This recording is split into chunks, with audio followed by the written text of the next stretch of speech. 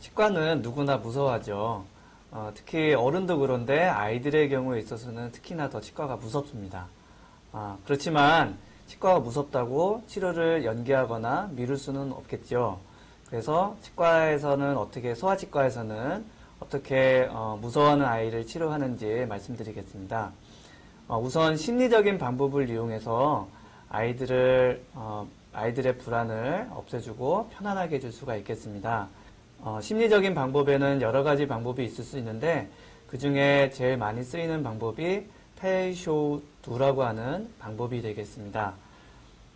이 방법은 아이들이 막연히 몰라서 가지는 그런 두려움에 대해서 설명해주고 이해시켜준 다음에 한번 보게 해주고 그 다음에 직접 치료를 하는 것을 말합니다.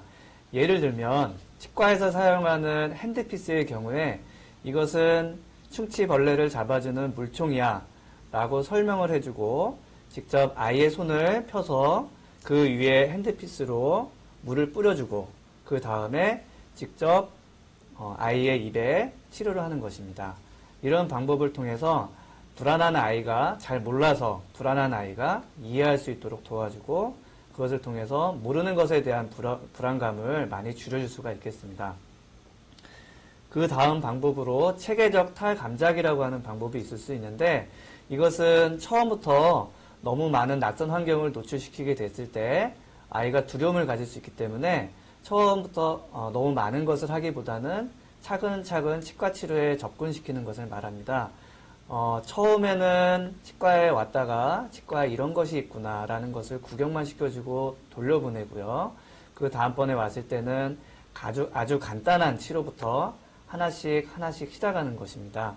이런 방법을 통해서 여러 번 내원하였을 때는 복잡하고 다양한 치료를 할 수가 있는 것입니다. 그 다음 방법으로는 분산이라는 것이 있습니다. 분산이라고 하는 것은 아이가 치과 치료를 받는 동안에 다른 곳으로 정신을 집중시켜주는 것을 말합니다. 예를 들면 천장에 달린 비디오 테이프를 보게 해준다든지 혹은 아이가 좋아하는 음악을 듣게 해주는 것입니다. 또 다른 방법으로서 모방학습법이라는 것이 있습니다. 모방학습법이라고 하는 것은 치과 치료를 잘 받는 아이를 옆에서 지켜보게 함으로써 불안과 두려움을 줄여주는 방법이 되겠습니다. 예를 들면 형제가 왔을 때 아무래도 형이 훨씬 잘할 수가 있기 때문에 형을 먼저 치료하는 것을 동생이 보게 하는 것입니다. 마지막으로 도구적 강화법이라는 것이 있습니다. 이것은 아이가 긍정적인 행동을 할 때는 칭찬을 해준다든지 풍선을 준다든지 함으로써 긍정적인 행동을 계속할 수 있도록 도와주는 것이고 아이가 부정적인 행동을 할 때는 엄마를 나가 있게 한다든지 혹은 물리적으로 고정하여 불편하게 한다든지 함을 통해서 부정적인 행동을 줄여주는 것을 말합니다. 지금까지는 이렇게 심리적인 방법을 통해서 아이의 불안을 줄여주고 치료를 잘 받을 수 있도록 도와주는 방법을 소개하였는데 이런 방법이 실패할 경우에는 물리적인 고정법을 사용할 수밖에 없습니다.